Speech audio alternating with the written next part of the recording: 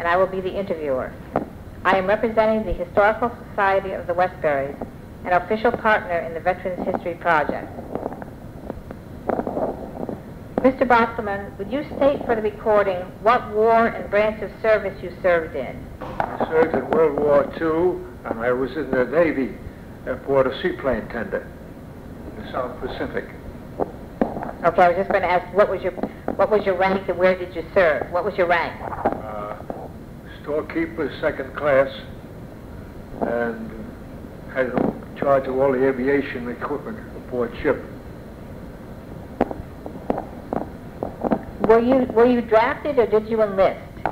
I was drafted. I was working in an aircraft plant, Ranger aircraft engines, and they came out and told me I couldn't work any longer. I was in the Navy now. Even though you were working for the war effort, right? Right. So if Uncle Sam is looking for you, he'll come and find you. Where were you? Were you living here in Westbury at the time, or where were you working at that time? I was living here in Westbury. Yeah, when I worked with Ranger aircraft engines, I was there out in Farmingdale. And, from there, I was drafted.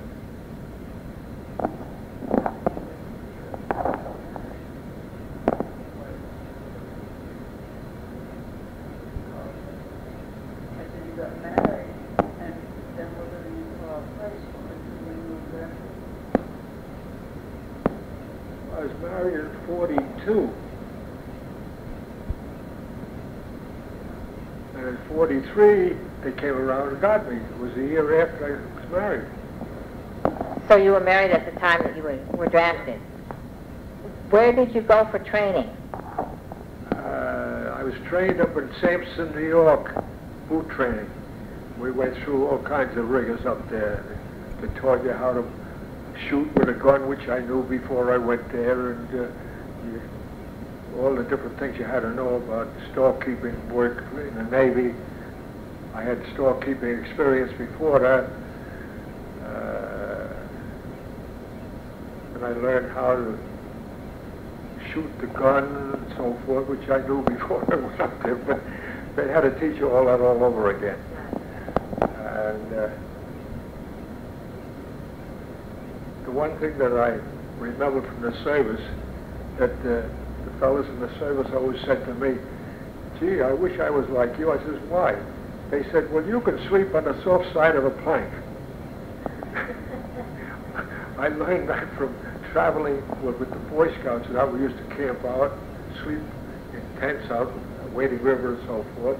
And then when we went up to Sampson, we were transported on some old trains they must have had in storage for years. And you had to sleep on the floor, so you spread newspapers out and slept on the floor of the train. And then we went up there, went through all the rigors of training in the Navy up at Sampson. From Sampson, they shipped me out to California. I was supposed to go to Alameda, the aircraft base, and somebody made a mistake, and I landed at Schumacher, the accounting base.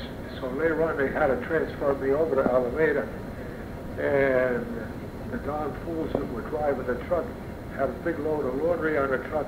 They wouldn't allow me to sit in the cab. I had to sit on the laundry. So with the California weather and the sun and everything, I didn't know it, but the next morning I reported to the lieutenant, and he took one look at me. He says, my God, man, what happened to you? I says, why? What's the trouble? He says, well, go over there in the mirror and look at yourself. I looked in the mirror and my face was bloated about twice the size. I had gotten sunburn. So they put me into sick bay for a while.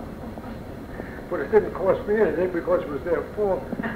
And all the nurses would call me a little putty cat because my whiskers grew. And right here in the center they grew white. All the rest of them were red. At that time I had red hair. And so I used to sit and play cards with the nurses and everything. Well, that's quite a beginning to your service. Yeah. So then you finally got to the right place?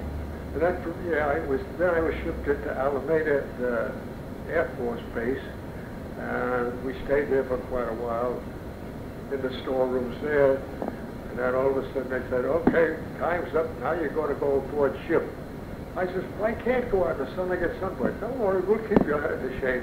They put me way down in the aircraft storeroom, which was about 2-3 decks down. And I was in charge there. And most of the fellows had to sleep in a regular area that they had hammocks to sleep in. But because I was in the storeroom and we had a big 6-foot desk, they let me sleep in the storeroom. And I had 3 electric fans blowing down on me all night long. No air conditioning in those days, right? No. And all the flyboys, whenever they came back and landed and came aboard the ship to get anything out of the storeroom, they came down to talk with me. They didn't want to bother anybody else, so they come down and talk with me in the storeroom. So you were down in the storeroom most of the time, or? Oh, yeah. Well, yeah, I'd come up on deck every once in a while. And when it was clear and our captain said it was okay, he'd let us sleep on the deck. We had bedrolls, like, it's like a thin mattress, and she said, you used to roll that all up into a bedroll. You'd take that up to the deck, spread it out on the deck, and sleep on the bedroll. And was that more comfortable up there? Oh, yeah. I didn't mind it. That's what the fellow said. I could sleep on the soft side of a plank. And we used to watch the fighting in the sky right near us, where I was stationed. During the day, we'd see the men fighting the Japs on an island right across the bay from us. And those islands, they're not all flat. Some of them would have great big cliffs. And the Japs had dug caves in the cliffs, and they were up there fighting them in the caves. And then some of the Japs they captured, they brought them aboard our ship, and they put them in the brig aboard our ship. And after they got a few of them gathered up, one of the flag boys would take them aboard the plane and fly them up to Manila, where they put them in the regular jail up there. So before the war, I was real friendly with a Japanese boy at the school I went to up in Massachusetts. But out there, you weren't friendly with any Japs.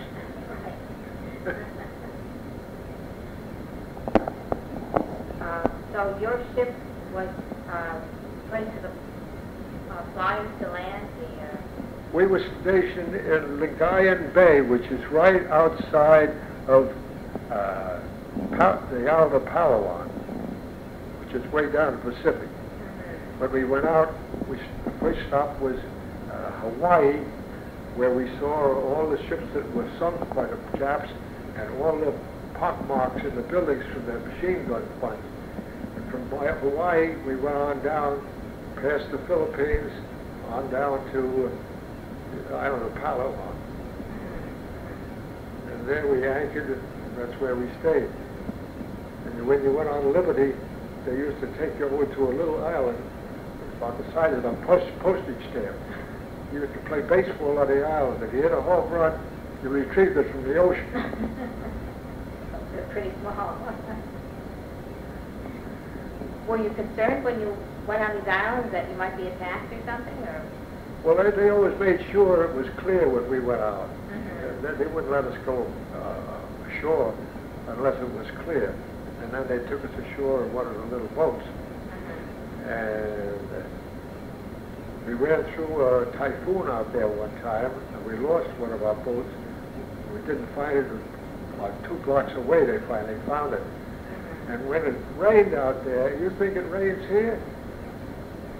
On our ship, you looked out about 50 feet away, there was a sheet of water coming down like that. It looked like Niagara Falls. It was raining so heavy.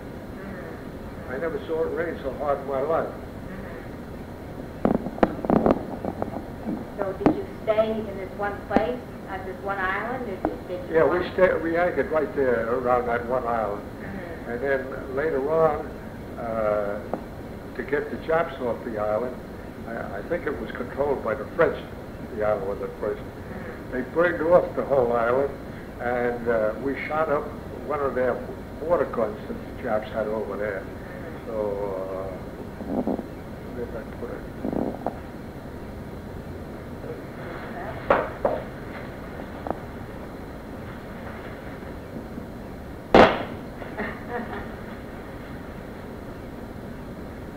The top thing is, you know, when you sell property here, the real estate agent puts a stamp on it, Oh. a seal, that's what that Yes. top is. Oh, that's what this is. And if you can read it backwards, or take a mirror, you can probably read it. Well, that's why I can't read what it says. And Yeah. this here bottom part is the piece out of the Jap gun that they blasted. Oh, uh-huh. So I had the fellow, see, I had the sheet metal shop was right above me, yeah, and I was friends with the fellow. So I had them braze a nut on the back of the seal, and I could. And you can take it apart. Oh, yes. So I made a paperweight for myself and brought it home. Did you use the seal for something? Was the seal used for something? Yeah, this was used by the real estate agents on the Island of Palawan when they sold pieces of property. Oh, I see. Really was used for. And they threw it in the weed. They burned out the lead out of here, threw it out in the weeds so the Japs wouldn't find it. Oh, I see. So after the island was burned over, I happened to be walking across the island, and I came across this piece, and I came across this piece Oh, I see. You found them both and Yeah. had them put together. on the Island of Palawan. Right. Okay. And then I took them both up to the sheet metal shop, and I says, here, can you fashion a nut on this so I can put it onto... So I made a paperweight for myself. Okay.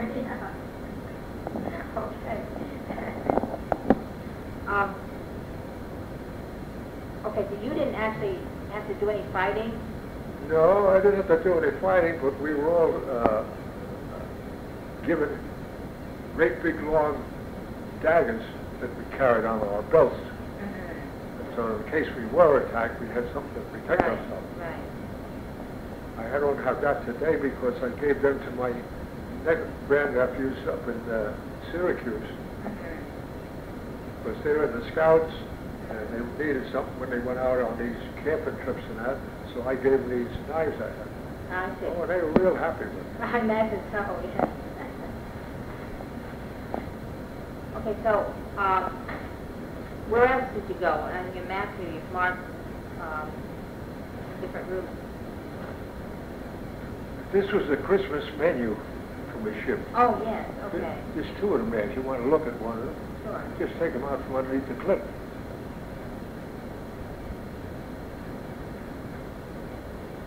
Those are a couple of things I stuck inside. One that you might enjoy. I kept that.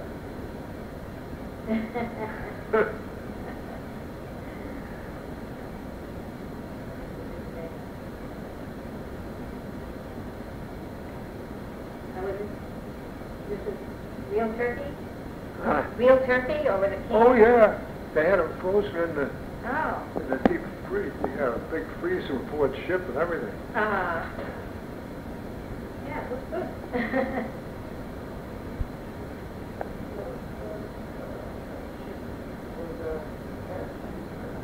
That's a picture of the ship. Maybe I can get a photocopy of that after.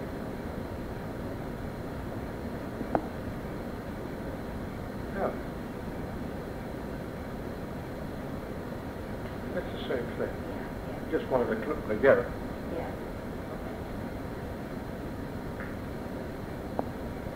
Okay, you were asking him if his ship was an airplane supply. You supplied the airplane?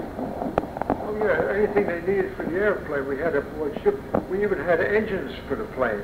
Oh, And we had a big derrick arrangement. We could pull them up out of the hold of the ship. And the ship was arranged so that we could take a whole seaplane up on the after deck and repair it on the after deck. And whatever it needed, of course, they asked me to get it out of the storeroom. So you were in charge of all those supplies. There's gasoline on board too. Huh? There's gasoline for Oh, yeah, sure. We had gasoline all around the ship. If one of the bombs had ever hit our ship, I wouldn't be here today. Right, yeah. Our ship would have gone sky high. Plus, we had to supply the planes every once in a while with gasoline.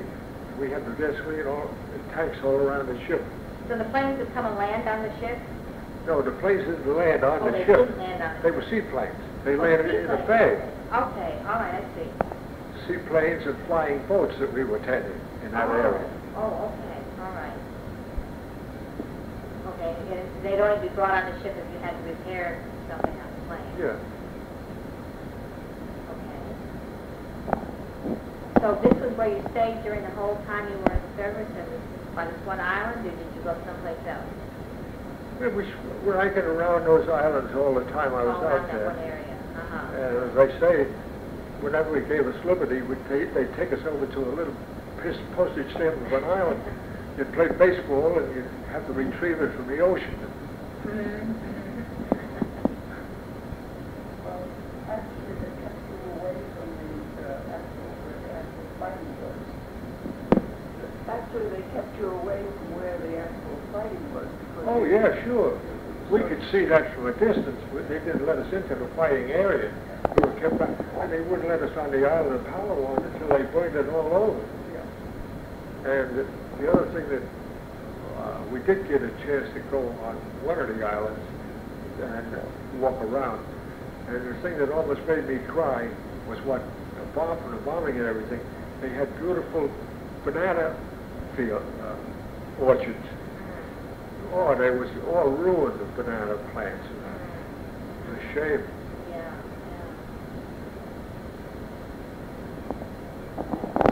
So when the war ended, when did you hear about the war ending, or what happened? The ship captain had it broadcast over the speaker, and he let us know that you had to have so many points before you could go home. And if you were out there for so many years, the more years you were out there, the sooner you went home. So I had spent, well, almost 4 years out there, so of course I was on the trip coming home. I see. Some of the others had to stay. Some of the others had to stay, yeah. And they flew us from the ship up to Manila. And then from Manila, they put us aboard a troop transport ship to bring us back to the States. And, you know, I grew up on a boat when I was a youngster. My dad had one. I never got seasick in my life until I got aboard that troop transport, because it was a slow boat to China, and it had a slow roll. And I just got sick as a dog. Not a very pleasant trip home. Where did it come together when you came to the States? Where did the ship come in?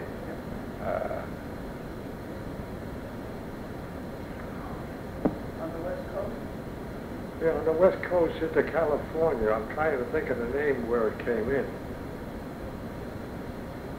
Not San Diego.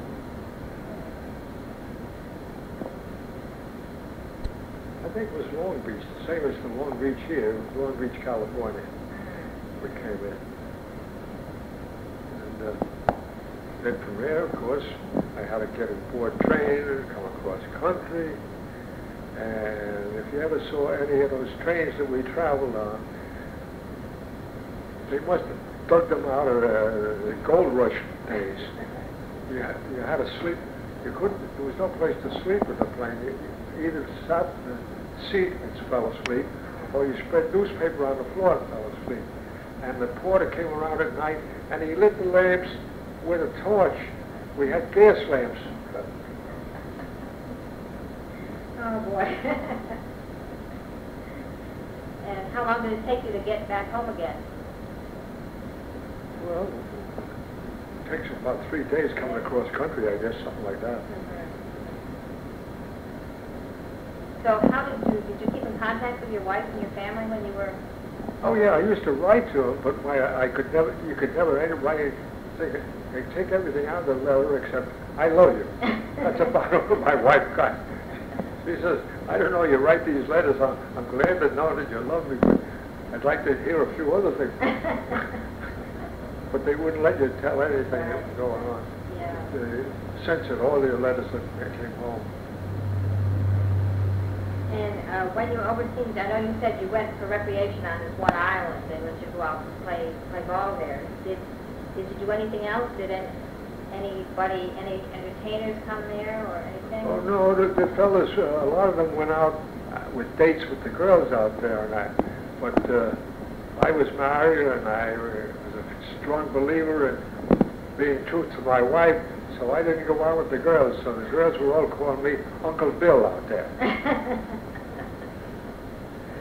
My main interest was going around on the shoreline, picking up not clamshells, but shells on the beach.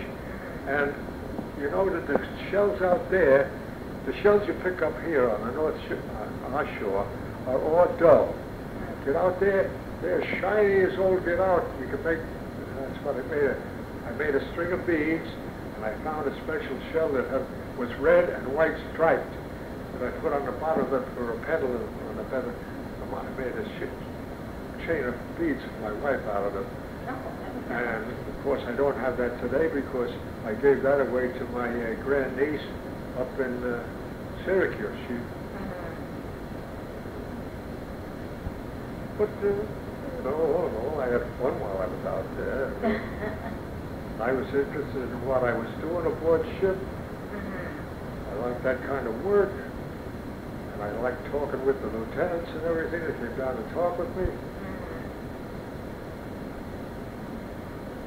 Did you, I guess you were told that you were going to be the storekeeper. You were assigned that job, was that it? Or you didn't have any choice in the matter? As to what you did, your job as a storekeeper, were you assigned that job? Did you have any choice in what you wanted to be? Oh, I asked for that job, and that's why I was put through storekeeper's training up at Sampson. Right. So that I could be in the storekeeper. Okay, so you asked for that job when you went in, and they gave it to you. When my ship pulled into Hawaii, besides seeing all the sights of the ships being sunk, my cousin and my brother-in-law were stationed out there. They managed to get a hold of a Jeep, and they took me for a ride all around the island. And I saw the,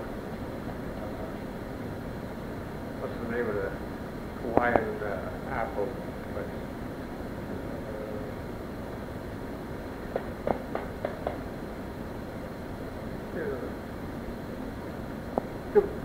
The ones that sell the pineapple juice and everything. Oh, Dole, yeah. Oh. We were taking it all around their plantation and showing all the pineapple growing in the field and that. And when you went into their building, if you wanted to drink, you were thirsty, you went to the water fountain. You didn't get water out of the water fountain, you got pineapple juice.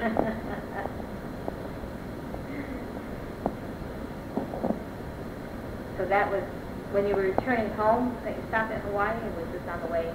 That was on the way out. That was on the way out. Yeah. As I say, there we went on, we traveled on down, we saw volcanoes and everything as we went by. Some of them were popping their heads. Really? Wow. Must have been quite different from what you'd seen before. Oh, yeah. Okay, so after you got back home, you went back, Huh? you came back here after you got back home, after you got out of service. Yeah, I was living, well, I got married, and I was living over in Carl Place at that point. Weren't we by that? Because first I had the apartment in Mineola, and then we moved to Carl Place, my wife and I. And it was from there that I was drafted. Yeah. So I came back to Carl Place. Okay, what did you do then? Well, I went to go back to my aircraft factory that I used to work, and when I arrived there, they were making nothing but kids' tricycles. And I said, this is not the place for me. So I got out, and I went around and looked for a job various places, And I finally wound up working in Chevrolet, General Motors. And first I worked with Don Allen Chevrolet in New York. Then I came out here and I was with Chapman Brothers, who used to have a building here in Westbury. And when they folded, I went out to Hicksville and worked for Robert Chevrolet. And I worked for Robert Chevrolet for 33 years. Finally, my wife says, "You got to come home and retire." I was 80 years old then. My company didn't want me to leave. They wanted me to stay on working for them. But I said I had to leave, so they all gathered together. All the girls from the office came out, gave me a big party. And all the girls kissed me goodbye when I left.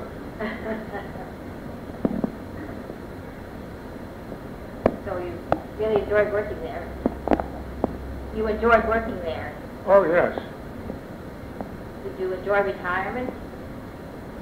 Well, I've enjoyed retirement, but it doesn't mean I retired. I used to do a little carpentry work here and there for people on the side. I had a garden in the back, and I still take care of the garden around the house and that, even though my wife is gone. And well, I worked around, did things like that, where anything had to be fixed today. Like just when I was 92, or 93, the trellis that I had to grow things on was made of wood slats and that, and all started to rot and break away. So I got it, my neighbor got a hold of some plastic sheeting. It's all ripped and everything, and I built myself a new trellis for my cucumbers to grow on. I keep on trying to do things like that, even though now I'm 93, I still try to do things. Well, that's good. There's no sense sitting around and twiddling your thumbs. Right, yeah. Do you belong to any veterans organizations? Well, I belong to the Legion. I was commander of the Legion post here in Westbury at one point. And then when I was living over in Carl Place, it was kind of tough coming over here to the Legion. So my wife says, "Why don't you join the Carl Place post?" So I joined the Carl Place post, and shortly after that I went into the hospital to get a cataract operation, and I went blind this eye, so I figured there was no sense, there was no way of my driving down to the post anymore, because they wouldn't let me drive anymore. Took my car away, and I didn't want to keep asking people to take me down to, so I stayed at home. And I still get the Legion magazine and things like that.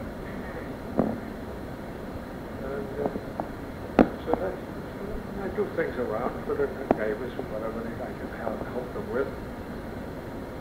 And I have a neighbor next door, and anytime I want anything done, if it's something I have to see with, I say to him, "Something I can't see this, can you give me a hand?" "Oh, sure." So he comes over, he does the job for me. That's good. Did you stay in contact with any of the people that you were in the service with? No, I didn't bother. My wife, when I got out, she didn't want me to get in touch with anybody that had to do with the Navy or anything. She didn't want me back in service or anything. She says, "You've had it, now just stay at home."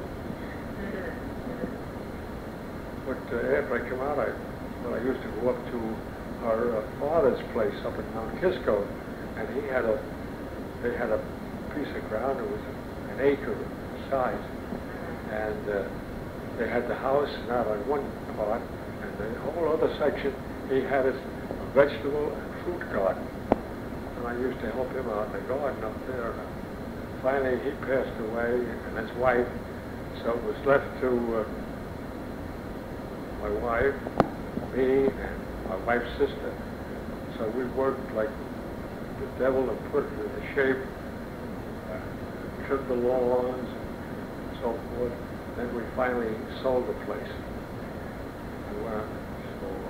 Then we moved down here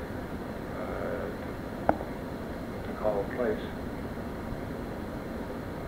It was a nice place up there. I enjoyed it, but it was too big for us to try to go up there and be here at the same time.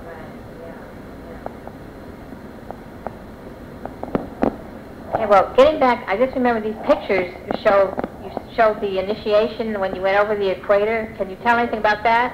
The first picture is the captain of my ship. Okay. And he was the best captain I ever had in my life. He let us do practically anything aboard ship. What was his name? Is it on the back there?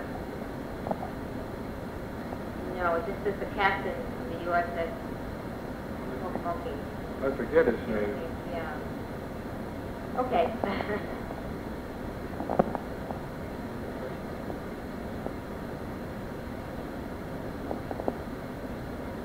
guess I didn't write his name down. No.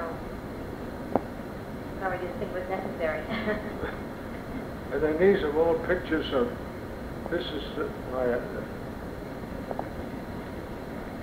fellas from the storeroom I was in and from the sheet metal shop which is above me, all to do with the service corps aboard ship. And the rest of the pictures are the rest of the crew and our initiation. I think that one has names on it, right? I was wondering if the captain was on this one. Huh? Is the captain in this picture? Because all the names are on the back of that one. He might be one of the officers up there at the top, is he? I don't know. Can you see?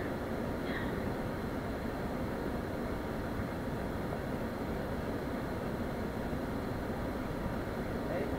Huh? I don't know.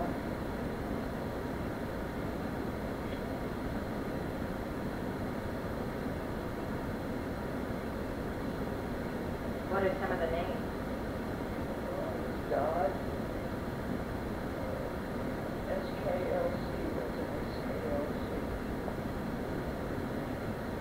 SKC, OHSK, Steve, that New York,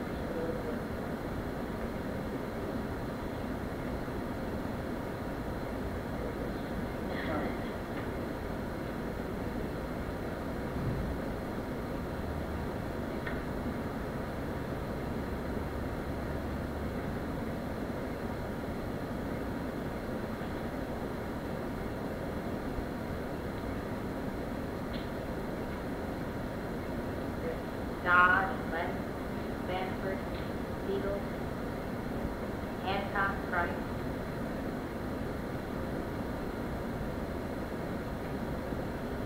Okay, what did they do in the initiation? Well, they took you around and treated you all kinds. They had all kinds of the fellas dressed up in pirate outfits and all kinds. You see up here, and then you see.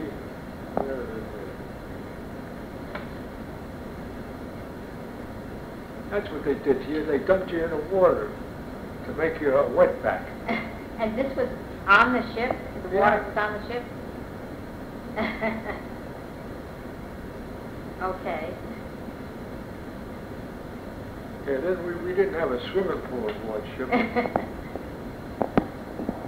We were just out there for duty. Did you look at the other picture? I did look at them before, yeah. Yeah, I can see it on the water there.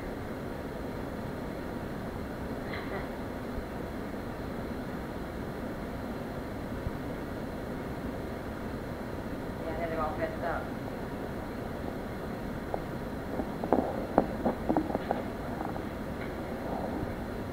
And this is an atlas that I took out, and I made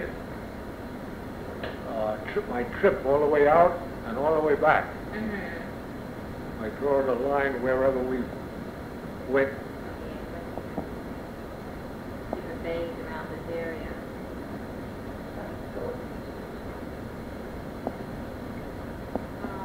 Is this the island of Palawan?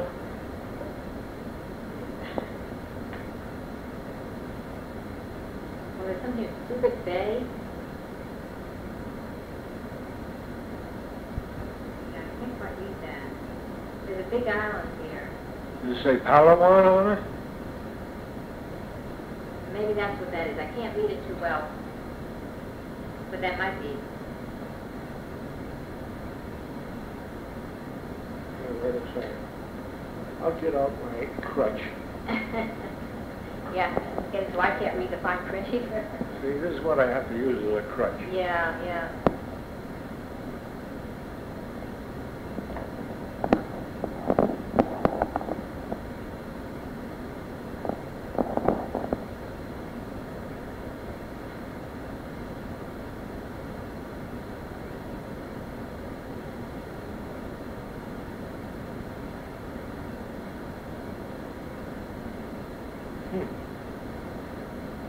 There was something right there.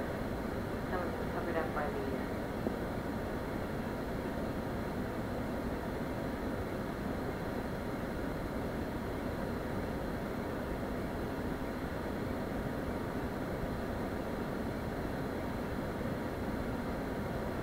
Super Bay, Mm-hmm. Kaviti.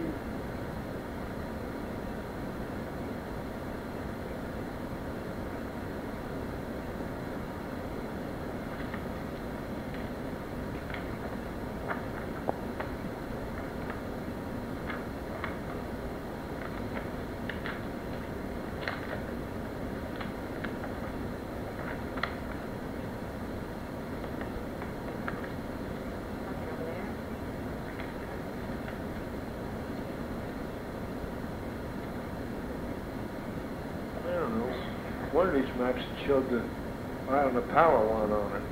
I imagine it's one of these. Yeah. Yeah. We were way down near, well, from Palawan, you could look across the bay and see Japan.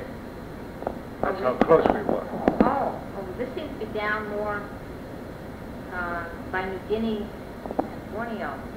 Oh, here. I don't know that. Oh, but you were close enough to see Japan. Yeah.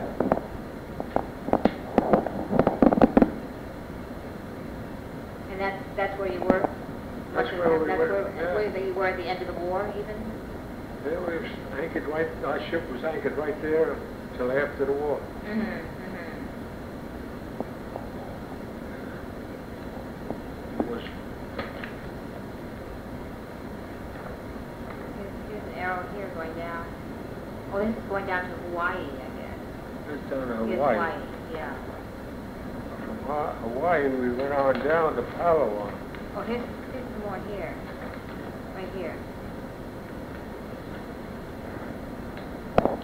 We were way down here near Australia. Right, yes. And then you went back over here, I guess? Yeah. Came around here? Well, here's Japan here, I guess. So when you were over here, Yeah. That's when you were near Japan.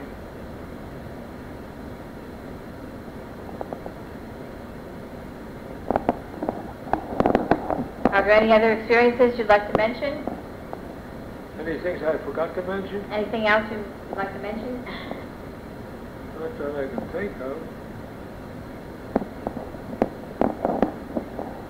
Were you afraid at all when you were out there that you might be attacked or... We didn't think too much of it. We were so interested in, at least I was so interested in taking care of the things aboard ship and the storeroom and that, and going over the shores. And of course, when we went across on Liberty, all the little boys from the different villages around there, they'd come to the island where we were and tell us how wonderful it was to go out with their sisters and so forth.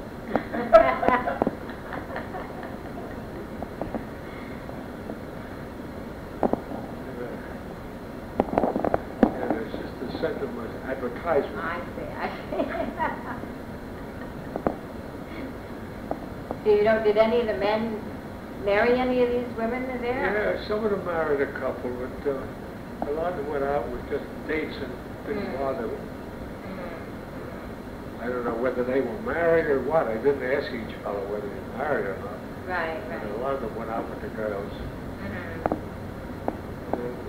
I thought the girls were real nice and so forth, but I was married, I had a wife at home, and I was in love with my wife, so I figured I shouldn't fool around with anybody Right, else. right.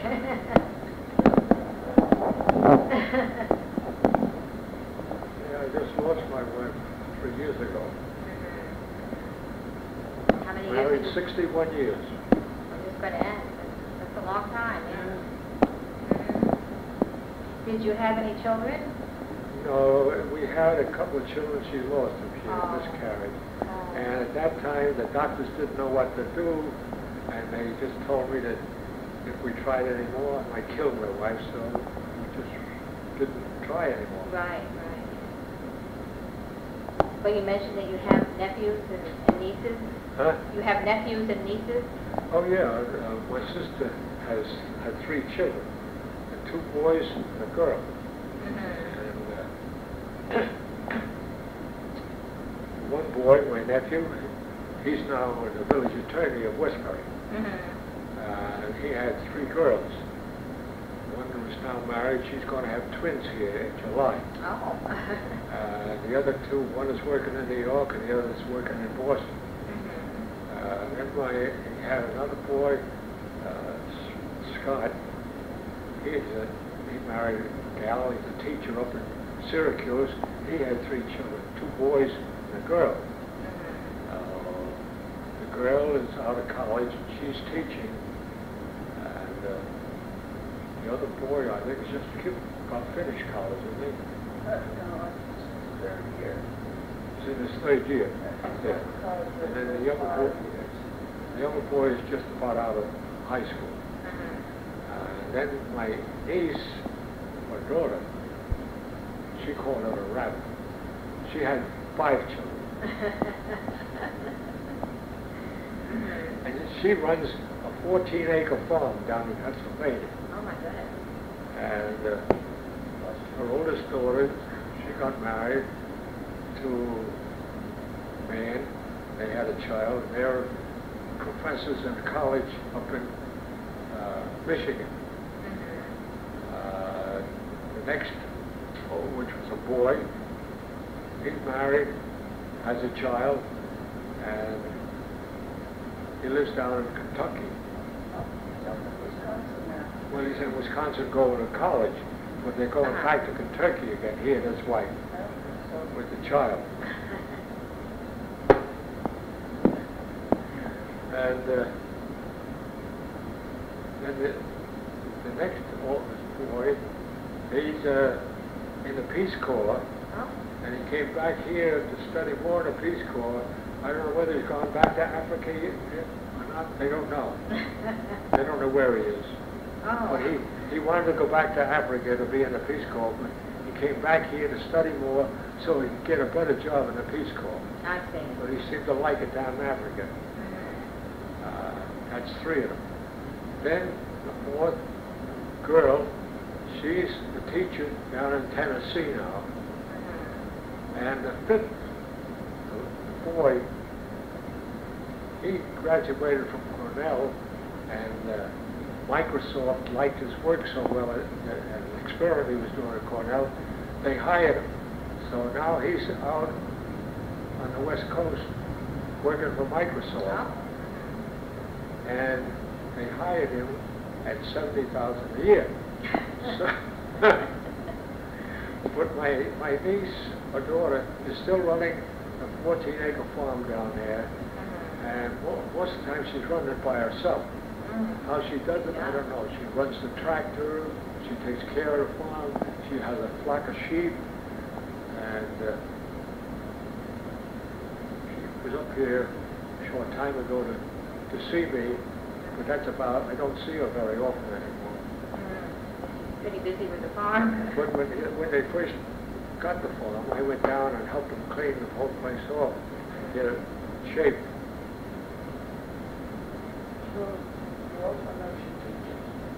Yeah, she's by running the farm. She's also a teacher, and she's on the school board. How she does it all, I'm damned if I know. Now my sister tells me that she got, what?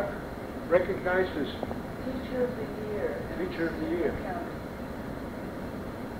Some people just seem to be able to do it all. Yeah, and on part of her farm, she has what do they call these Christmas tree farms? Oh, right. She took part of her property, so every Christmas she sells Christmas trees. Mm-hmm. They come in and people cut their own trees. Right, right. So you have family all over the place. Yeah, all over the United States. Mm-hmm. We're spread out. Mm-hmm. I think I counted them up. In our immediate family, there's 23 now. And when my niece has her twins, there'll be 25.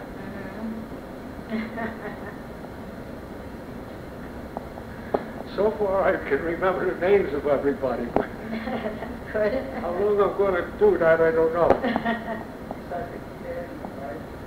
Right, yes, yes. And you keep in touch with these people? You keep in touch with these people? Oh, yeah, your through my mother? sister, through my Right. brother-in-law, Right. I mean, through my nephew, rather. Mm-hmm. My brother-in-law, he passed away. Oh, yeah, there's nobody else in the world that has a village attorney that gets his groceries for him. He does my grocery shopping. Yeah? Yeah, he does all my grocery shopping. Mm-hmm. Well, that's good. Maybe you've met him. Dwight Kramer, the village attorney of Westbury. I don't know. A few years ago, I met. I don't know. I've heard of him. And I know the office is down tall here, man. Post Avenue, yes. He's 6'4". I may have met him. I'm not sure. Yeah.